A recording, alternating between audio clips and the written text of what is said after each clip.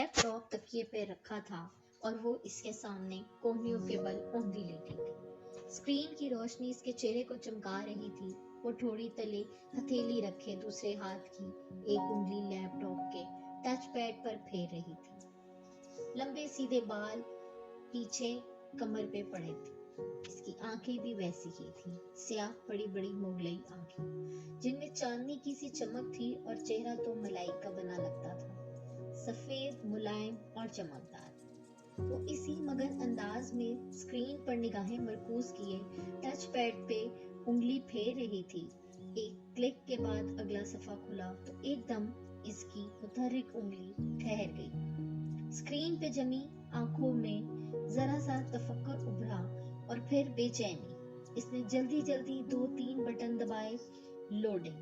अगले सफे के लोड होने का इंतजार करते हुए इसी मुस्तरिब अंदाज में उसने उंगली से चेहरे के दाएं तरफ फिसलती लिटें पीछे की।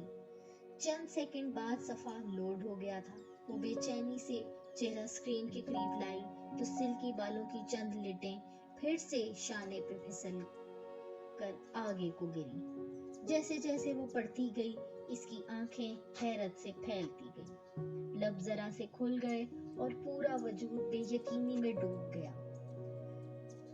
ढेर सारे लम्हे लगे थे उसे खुद को यकीन दिलाने में कि जो वो पढ़ रही है बिल्कुल सच है, और जैसे ही इसके ज़हन ने यकीन की धरती को छुआ वो एक झटके से उठ बैठी।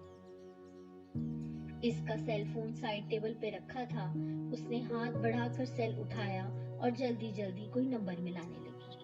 रात की मुकद्दस खामोशी में बटनों की आवाज ने जरा सा अरदाश पैदा किया था। इसने फोन कान से लगाया। दूसरी जानब घंटी जा रही थी। हेलो जारा। शायद राब्ता मिल गया था। तभी वो दबे दबे जोश से चहकी। कैसी हो? सो तो नहीं गई थी? हया बोल रही थी। दूसरी तरफ इसकी दोस्त कुछ कह रही थी। वो लम्हे भर को सुनने के लिए रुकी, फिर धीरे से हंस दी। सारी बातें छोड़ो जारा, मेरे पास जो बड़ी खबर है वो सुनो। अब वो आदतन स्याह बालों की एक मोटी लट उंगली पे लपेटती कह रही थी, और तुम यकीन नहीं करोगी, मैं जानती हूँ। अरे नहीं, दावर भाई की शादी के मुतालिक नहीं है। दूसरी जानिब जारा ने कुछ कहा तो इसने फौरन तरदीद की। बल्कि यूं करो, तुम गेस करो कि मैं तुम्हें क्या बताने वाली हूँ। इसने एक हाथ से लैपटॉप पर किया और तकिया निकालकर बेड क्राउन के साथ सीधा लगाया। फिर इससे टेक लगाकर पांव सीधे कर लिए। साथ साथ वो नफी में सर हिलाती जारा के कहे अंदाजों की तरतीब भी करती जा रही थी। नहीं, बिल्कुल नहीं, ऐसा तो है ही नहीं। अरे मेरी शादी वगैरह नहीं हो रही, जी नहीं, इरम की भी नहीं हो रही। सीरियसली जारा, तुम्हारी सोच बस यहीं तक है? अब कान खोल कर सुनो। मिस मेंडिस एक्सचेंज प्रोग्राम याद है जिसके लिए हमने अप्लाई किया था? कैन यू बिलीव इट जरा कि मुझे यूरोपीय यूनियन ने स्कॉलरशिप के लिए सिलेक्ट कर लिया है। दूसरी जानिब जारा इतनी जोर से चीखी कि मोबाइल का स्पीकर ऑफ होने के बावजूद इसकी चीख सारे कमरे में सुनाई दी। बिल्कुल सच कह रही हूँ जारा, अभी 15 मिनट पहले मुझे यूनिवर्सिटी की तरफ से मेल मिली है। इसने साथ ही एक हाथ से परे पड़े लैपटॉप का रुख अपनी जानिब मोड़ा और सर आगे करके गौर से दोबारा देखा। हाँ, 15 मिनट पहले ठीक 9:30 बजे सिलेक्शन की मेल आई है। तुम भी फौरन चेक करो, तुमने भी अप्लाई किया था, तुम्हें भी मेल आई होगी। वो फोन एक हाथ से पकड़े दूसरे से बटन दबाकर लैपटॉप ऑफ करने लगी। नहीं, स्पेन की डेस्ट्रो नहीं बल्कि तुर्की की सबांची यूनिवर्सिटी ने हमें सिलेक्ट किया है और अब हम एक सेमेस्टर पढ़ने 5 माह के लिए इस्तांबुल जा रहे हैं। लैपटॉप की स्क्रीन अंधेर हुई तो इसने इसे हाथ से दबाकर बंद किया, फिर तार निकालकर साइड टेबल पे रख दिया। हाँ, मैंने सबांची को नेट पे देखा है, बहुत खूबसूरत यूनिवर्सिटी है, मगर वो लम्हे भर को खामोश हो गई। दूसरी जानिब से गालिबन इस्तफसार किया गया तो वो गोया हुई। बस एक छोटा सा मसला है, لیکن ہم اس کے بارے میں اپنی فیملیز کو آگاہ نہیں کریں گے۔ دھیمی آواز میں بولتے ہوئے اس نے گردن موڑ کر بند دروازے کو دیکھا۔ دراصل سبانچی میں لڑکیوں کے ہیڈ سکارف پر پابندی ہے، ادھر سر ڈھکنا منع ہے۔ گھر والوں کو بتا کر متنفر کرنے کی بجائے اس بات کو گول کر جانا۔ ویسے بھی ہم دونوں میں سے کوئی سکارف نہیں لیتا۔ اسی پل کھڑکی کے اس پار کچھ کھڑکا تھا۔ وہ چونک کر دیکھنے لگی۔ قد آمد کھڑکیوں کے آگے بھاری پردے گرے تھے، البتہ پیچھے جالیاں کھلی تھی۔ شاید اس کا وہم تھا۔ وہ سر جھٹک کر فون کی جانب متوجہ ہو گئی۔ ابا نے مجھے کبھی سکارف لینے یا ڈھکنے پر مجبور نہیں کیا، تھینک گاڈ۔ ہاں، ارم گھر سے باہر سکارف لیتی ہے، اس کے ابو تایا فرقان ذرا سخت ہے نا۔ وہ پھر سے بیک گراؤنڈ سے ٹیک لگائے نیند دراز مگن سی بتانے لگے۔ پرمیشن تو کوئی مسئلہ ہی نہیں، ابا اسپین جانے کی اجازت نہ دیتے، مگر ترکی میں سبین پھپھو رہتی ہیں، سو وہ مان گئے تھے۔ ویسے بھی انہیں اپنی بیٹی پہ پورا بھروسہ ہے۔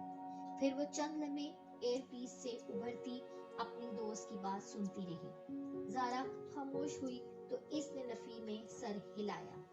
کل نہیں، داور بھائی کی مہندی پرسوں ہے، تم آ رہی ہو؟ سارے کزنز بہت ایکسائٹیڈ ہیں، خاندان کی پہلی شادی ہے نا۔ اوکے، تم اب جا کر میل چیک کرو، میں بھی سوتی ہوں، رات بہت ہو گئی ہے۔ الوداعی کلمات کہہ کر اس نے موبائل کان سے ہٹایا اور تکیے پہ اچھال دیا، پھر جانے کے لیے اٹھ کھڑی ہوئی۔ باہر لاؤنج خاموشی میں ڈوبا تھا۔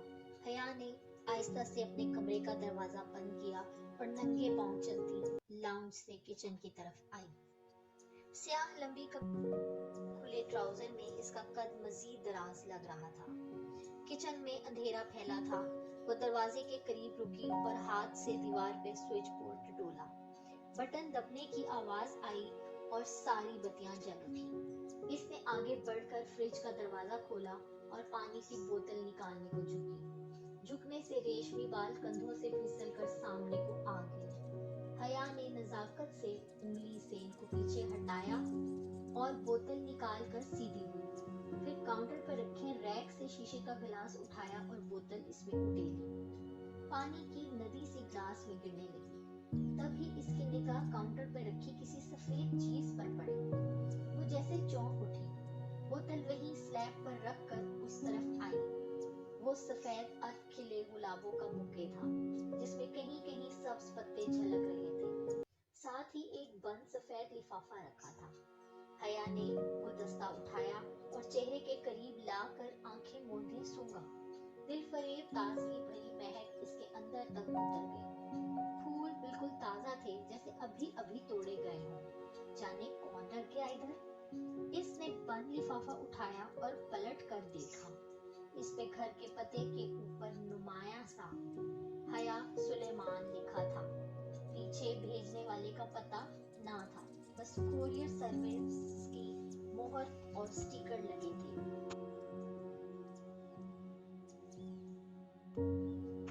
اس کو کبھی کسی نے یوں پھول نہیں بیچے تھے، کیا معاملہ تھا یہ بھلا؟ الجھتے ہوئے حیا نے لفافہ چاک کیا، اندر ایک موٹا کاغذ تھا۔ اس نے 2 انگلیاں لفافے میں ڈال کر کاغذ پکڑا اور باہر نکالا۔ سفید کاغذ بالکل صاف تھا، نہ لکیر نہ کوئی ڈیزائن، بس اس کے وسط میں انگریزی میں 3 لفظ لکھے تھے، ویلکم ٹو سبانچی۔ وہ سناٹے میں رہ گئی۔ یہ کیا مذاق تھا؟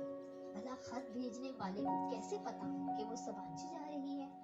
خط پہ تو 1 روز قبل کی تاریخ تھی، جبکہ قبولیت کی وہ ای میل اسے ابھی 15 منٹ پہلے موصول ہوئی تھی۔ جو بات اسے آفیشلی بتائی ہی 15 منٹ قبل گئی تھی، وہ اس شخص کو 1 روز بیشتر کیسے معلوم ہوئی؟ اگر زارا کو اس نے خود ابھی نہ بتایا ہوتا تو وہ سمجھتی کہ یہ اس کی حرکت ہے، اور یہ خط سبانچی یونیورسٹی کی طرف سے بھی نہیں آ سکتا تھا، کیونکہ اس پہ ایک قومی سطح کی کوریئر کمپنی کی مہر لگی تھی۔ پھر کس نے بھیجا اسے یہ؟ पानी से भरा गिलास वहीं स्लैब पे छोड़कर बुके और लिफाफा उठाए वो उलझती हुई अपने कमरे की तरफ चली गई। दोपहर की हर सू छाई थी। वो पर्स कंधे से लटकाए बारीक हील से चलती पोर्स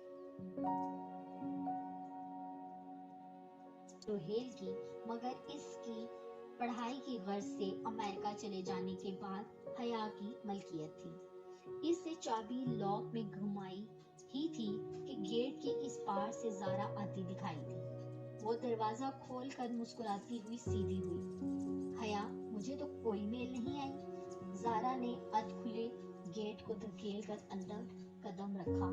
इसके चेहरे पे उदासी थी। वो दरमियानी शक्लो सूरत की स्टाइलिश सी लड़की और हया की हम उम्र थी। कोई बात नहीं, 1-2 दिन में आ जाएगी, तुम फिक्र ना करो, हमने साथ ही तय किया था।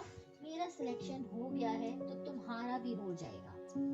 हया ड्राइविंग सीट का दरवाजा आधा खोले खड़े खड़े बताने लगी, मगर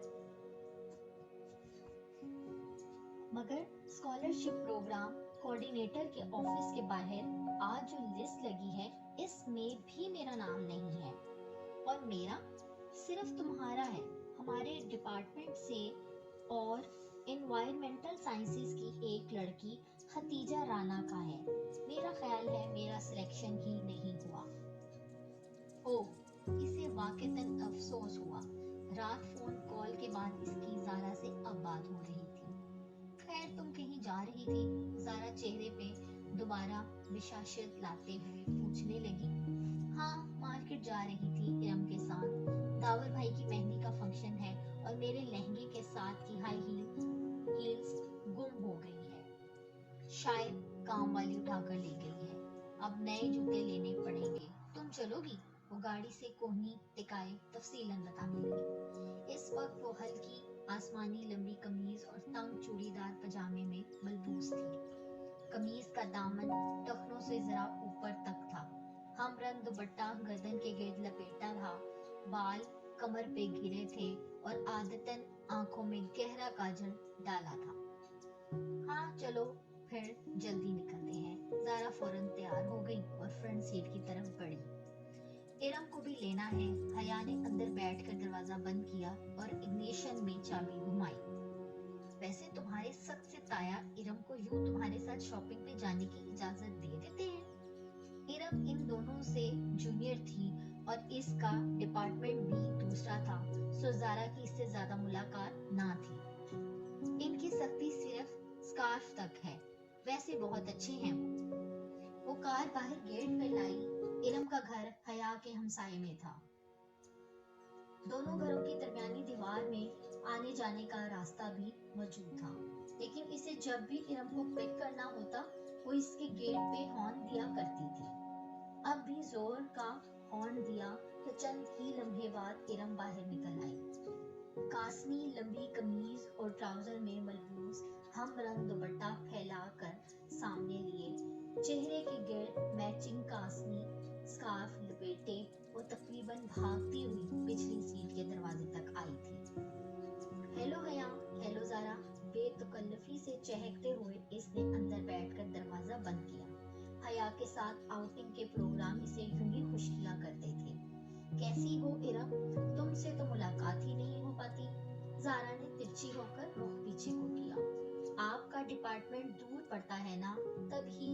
और हाँ, आप लोगों का तुर्की का सिलेक्शन आ गया है। मैं सिलेक्ट नहीं हुई, लाइक किया था, अब्बा इजाजत देते तब ना। वो उदास हो गई। वैसे पेरेंट्स को इतना सख्त नहीं होना चाहिए, ज़ारा ने कहा। हया ने तादीबी नजरों से इसे घूरा, कहीं पहले से एहसास कमतरी में मुब्तला इरम मजीद उदास ना हो जाए। मगर ज़ारा गर्दन मोड़े पीछे देख रही थी और इरम हस्बे तवक्को उदास हो गई थी। अब्बा भी पता नहीं किस पे चले गए। इतनी गर्मी में स्कार्फ लेना आसान होता है क्या? और फिर कल मेहंदी के लहंगे की भी आधी आस्तीन नहीं बनाने दी मुझे। हया की भी तो आधी आस्तीन है, इतनी अच्छी लगती हैं, मगर अब्बा जरा भी सुलेमान चचा की तरह नहीं है। आज क्या लेना है? मैंने तो जूते लेने हैं। इसने कोफ छुपाते हुए बात का रुख बदला। इरम का हर वक्त का शिकायती रवैया इसे बेहद बुरा लगता था। चूड़ियां लेनी है, मगर लहंगे के ब्लाउज की फुल स्लीव्स के साथ चूड़ियां अच्छी भी नहीं लगी। वो मुंह बसोरे फिर से शुरू हो गई तो हया ने सर झटक कर सीडी प्लेयर ऑन कर दिया। आतिफ असलम का गीत बुलंद आवाज से गूंजने लगा तो इरम को खामोश होना पड़ा। जिनाह सुपरमार्केट पहुंचकर इरम तो चूड़ियां ढूंढने निकल गई, जबकि वो दोनों मेट्रो शूज पे आ गई। ये गोल्डन वाला जो तीसरे नंबर पे रखा है, ये दिखाएं। बहुत देर बाद एक ऊंची हील इसकी नजर पे जची। ये वाला मैम। सेल्समैन ने पूरा जोड़ा निकाल कर इसके सामने रखा।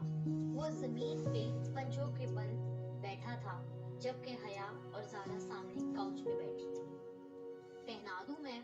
बहुत मुअद्दब और शाइस्ता अंदाज में पूछते हुए सेल्समैन ने हाथों में पकड़ा जूता इसके पांव के करीब किया, जो खूबसूरत हील्स में वो थे। मेरे हाथ नहीं टूटे हुए, मैं खुद पहन सकती हूँ। जी श्योर, ये लीजिए। सेल्समैन ने मुस्कुराकर जूता इसकी तरफ बढ़ाया।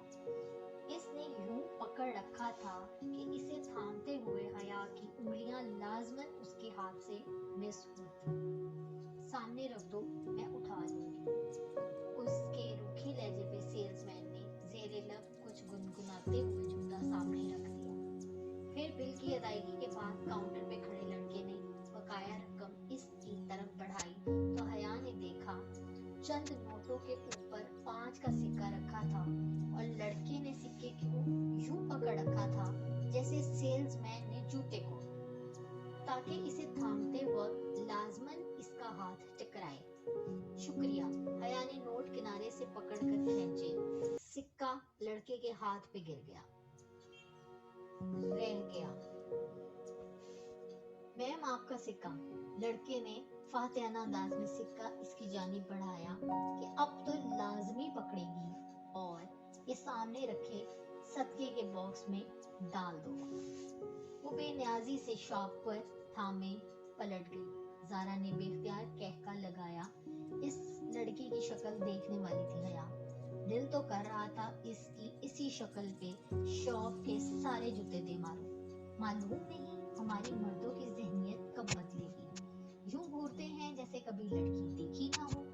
वो तनफ्फर से नाक सिकुड़ती गुस्से में बोलती ज़ारा के साथ सीढ़ियां उतर रही थी जब करीब से आवाज आई, तो इतना बन सवन कर बाहर ना निकला करो बेबी।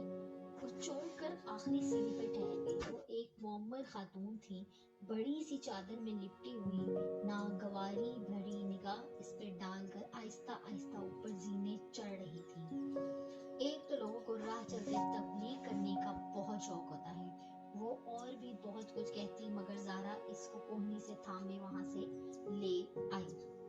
तब ही इरम सामने से आती दिखाई दी। इसका सीने में फैला दुपट्टा अब सिमट कर गर्दन तक आ गया था। इसने कुछ खास शॉपिंग नहीं की थी, शायद वो सिर्फ इनके साथ आउटिंग पे आई थी। मेट्रो से वो स्कोप चली आई कि कुछ हल्का फुल्का खा लें। रात की दावत तो ताया फुरकान की तरफ थी, जो बेटे की शादी के लिए जमा हुए खानदान वालों के लिए दे रहे थे। मेरे लिए पाइनएप्पल स्लश मंगवा लेना, मैं जरा बेकरी से कुछ ले लूं। इरम झट बाहर को लपकी। हया ने गहरी सांस लेते हुए अपनी जानिब का शीशा नीचे किया। सर्द हवा का थपेड़ा तेजी से अंदर आया, मगर इतनी सर्दी में स्लश पीने का अपना मजा था। वो पार्किंग लॉट में मौजूद थी और ठंडी हवा ने सारी जगह को घेर रखा था। मगरिब गहरी हो चुकी थी और हर तरफ अंधेरा सा था। इरम खासी नहीं। इरम दूर हो गई तो ज़ारा इसकी तरफ घूमी। और तुम इसके इन्हीं कॉम्प्लेक्सेस को हवा दे रही थी। वो उल्टा उसी पे खफा हुई। ताया फुरकान सिर्फ स्कार्फ की सख्ती करते हैं, वो बस इस बात पे खुद तरसी का शिकार है और तुम भी इसका साथ दे रही थी। मैंने सोचा कि बेचारी नहीं है वो बेचारी, अब इसको भी यही समझाना कि ख्वामखा की खुद तरसी से निकल आई। वेटर हाथ में कार्ड पकड़े हया की तरफ खुले शीशे के बाहर आ चुका था। तुम्हें याद है ज़ारा, पिछले साल जब यूनिवर्सिटी वालों ने हमें तुर्की के ट्रिप की आस दिलाई थी और आखिर में पहुंचकर सारा प्रोग्राम ही कैंसिल कर दिया था। ऑर्डर लिखवा कर वो शीशा ऊपर चढ़ाते हुए याद करके कहने लगी। मैं तो इतनी मायूस हो गई थी कि सोचा भी ना था कि कभी तुर्की जा सकूंगी। इसकी आवाज में आस जुड़ने की खुशी डर आई थी। सारा और वो इंटरनेशनल इस्लामिक यूनिवर्सिटी में LLB ऑनर्स के 5वें साल में थी।